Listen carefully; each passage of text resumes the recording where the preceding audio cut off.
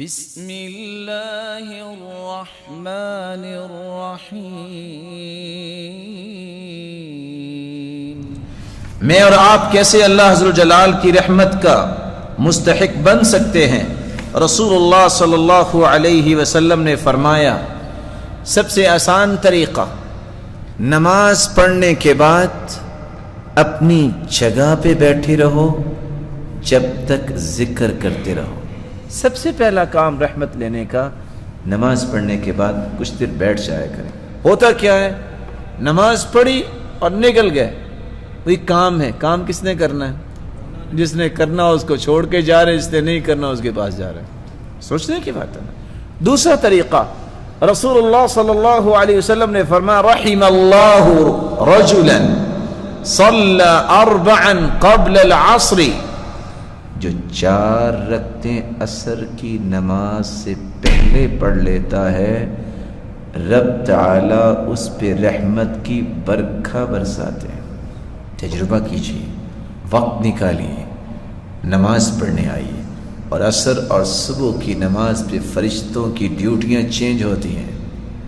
اگر آج ہمیں پتہ چل جائے نا کہ میری دکان پہ مدیر نے آنا ہے، جو بڑا ذمہ دار ہے، میں الرٹ ہو کے کھڑا ہوں کہ آج اس نے آنا ہے۔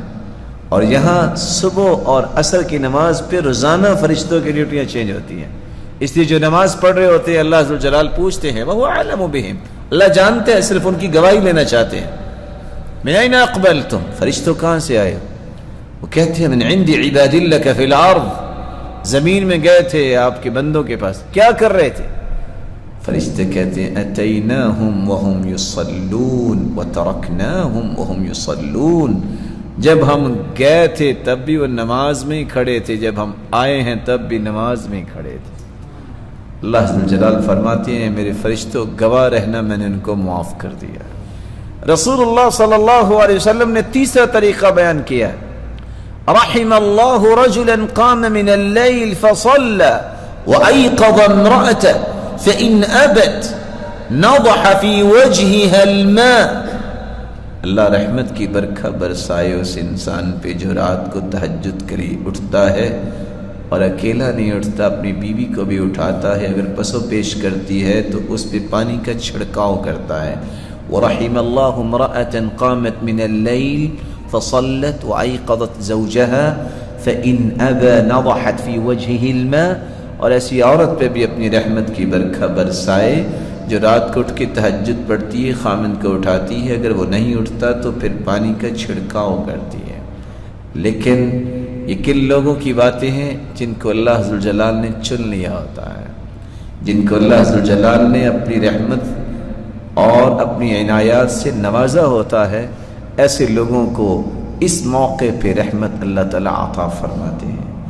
چوتھا طریقہ، ایک شخص آتا ہے اللہ کے رسول صلی اللہ علیہ وسلم کے پاس اور دیکھتا ہے کہ صحابہ اپنے بچوں کو چمکار رہے ہیں، پیار کر رہے ہیں، سوال کرتا ہے، اب تقبلون الصبیان، آپ بچوں کو بوسہ بھی دیتے ہیں؟ تو آپ نے فرمایا، آپ کہا ہم نے تو کبھی نہیں کیا ایسا۔ آپ نے فرمایا، او املک ان نزع اللہ من قلبک الرحمہ، اگر تیرے دل سے رحمت اللہ تعالیٰ نے کھینچ لی ہے تو میں کیا کر سکتا ہوں؟ بچوں سے محبت اور ان کی تربیت، اس سے بھی اللہ کی رحمت انسان کو مل جاتی ہے۔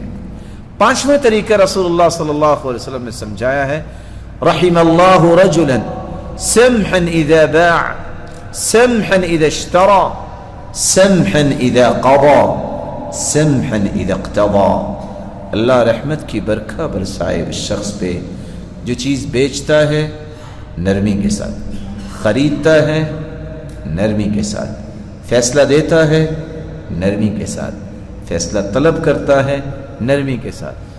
آپ یہ بھی کہہ سکتے ہیں، آپ کی دکان ہے، آپ یہ کہہ سکتے ہیں، کو آیا ہے، اہلاً ویلکم، تشریف لائیے، آپ خیریت سے ہیں، آپ کو کیا چاہیے، میں آپ کو کچھ چیز دکھاؤں، نہیں پسند آئی، اللہ تعالیٰ آپ کو کہیں سے اچھی میسر کر دے، وہ دوبارہ آپ کے پاس آئے گا۔